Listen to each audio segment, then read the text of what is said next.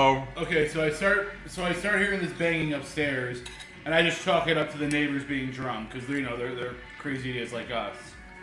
So I hear running up and downstairs and shit. Tessa is normally the most friendly dog in the world, and she started out. This isn't part of the dream. This actually happened earlier in the day.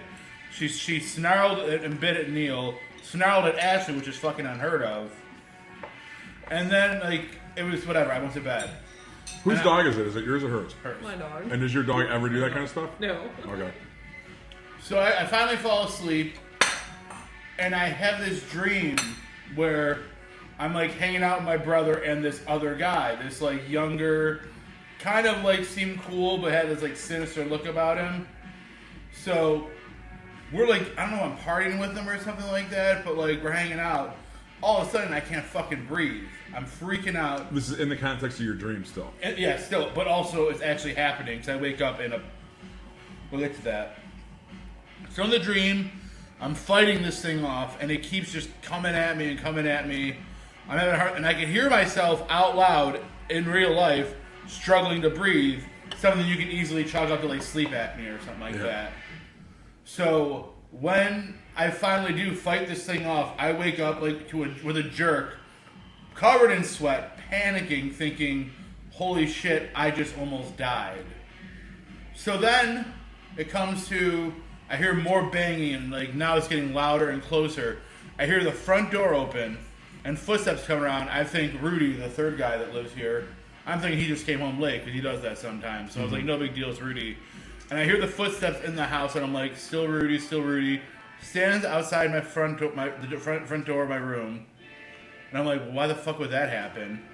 I didn't bother to get up. I was still freaked out from when I was jerked awake. So I was like, whatever. This is just probably all in my head. And then I hear some walking back and forth. I wake up in the morning to get to work around 7:15, 7:20. Every door is open from out there because those doors don't lock.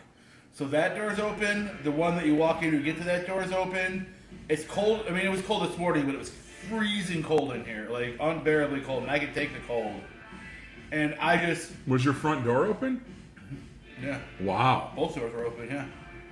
And no one, No one came in. It wasn't drunk neighbors walking in or whatever, nothing like that. But the front door to this apartment was open? Yes.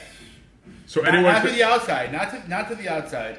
Because you walk in, you walk in two doors. You walk in that one door, and then you walk in the door that actually brings you in here.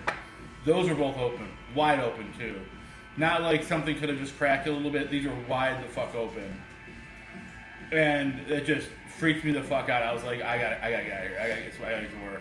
But when you woke up, there wasn't you didn't see anything or not necessarily see anything. You felt more felt something around me. I think as I woke up, I had just gotten the thing off me. Okay. I finally just fought whatever it was that was choking me out. But then it sounded like you heard something coming in. Yeah, and then that's when that shit started. And then all of a sudden it comes out, and that's when I start hearing footprints walking around. I'm like, all right, who's gonna come in here? I was like, did I piss them off last week? Are the neighbors just fucking with me? And then it was just nothing. She was barking like a madman all night too. Mm. And she doesn't do that. She just sleeps with Ashley. She was too panicked to sleep with Ashley. And I hear her running back and forth out here, barking at God knows what. It was just everything that I thought that experience would be. It was freaky as hell.